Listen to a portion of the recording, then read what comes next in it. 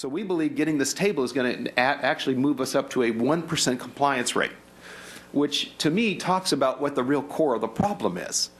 And that is that people don't understand the use tax. And to give them a table, and even our best suggestion at that point is this will move us to a 1% compliance rate. It seems to me doesn't answer the core issue, and that is people don't understand. They don't understand what their obligations are, why they have obligations there. On top of that, then we have the qualified purchaser program.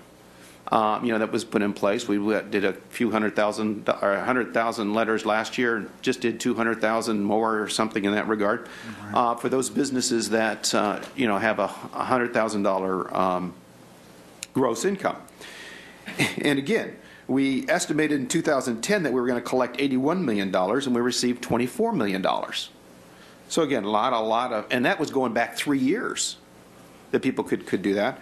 I tried to get figures for this year's, and we haven't been able to because somehow we've blended information, and so up to January, well, actually, the budget for this particular year is $183 million that we're supposed to collect with the qualified purchasers. Up to January, we'd only received $2.4 million. I asked yesterday if I could get an updated figure and was told, well, now our numbers are all blended together and we can't pull out individual figures anymore. It's going to take us a few weeks to do that now. So we don't even know right now how successful this program has been. Actually, it's really not a level of success, it's a level of failure in regards to the amount of dollars that we have. And the big issue there is people are responding. It's just that most of them all put 0. Now, that's compliance. It's 0. You may not believe that they're doing it correctly, but they are complying, and they are putting 0 at that point. And then, and of course, then on that particular issue, it's an e-file that has to be done by April 15th. Now, we have other ways that people have to collect or can do their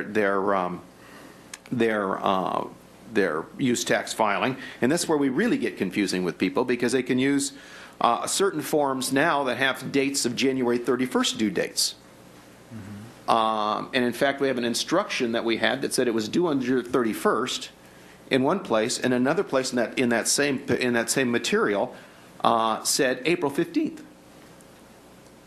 So the unfortunate issue was that during that same period of time, we were collecting penalties from people, even though we had an April 15th due date.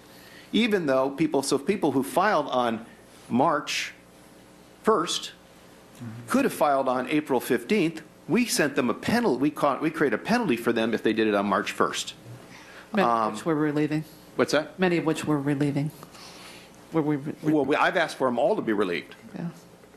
And I was told that we can't do that. So I think, I don't know why we would do some of them. We ought to do all of them. Mr. Renner, I'm just looking at the hour. Do you have a view about the proposal before us? Well, I want to, again, yes, in the context of the total discussion of use tax, because again, I think we have to be able to deal with use tax in the success of us helping people understand use tax.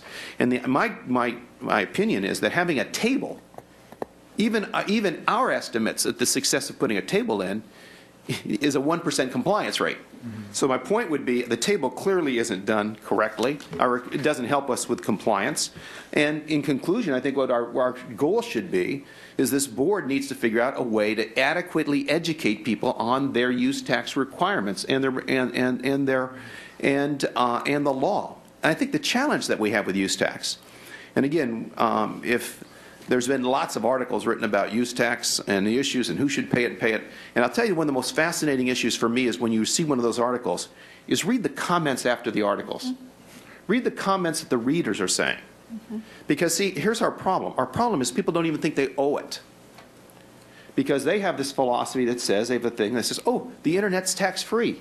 They don't understand the issue between the difference between a transaction tax that they have and a tax on the Internet. And as a result of that, they think that there shouldn't be a tax and that this is a new tax. They don't understand the implication of the use tax and their responsibilities at that point. I believe it's an obligation for, if we're going to be successful at increasing the amount of use tax collection, one of our primary responsibilities should be the education of that, of helping people understand. And that means not sending them a notice.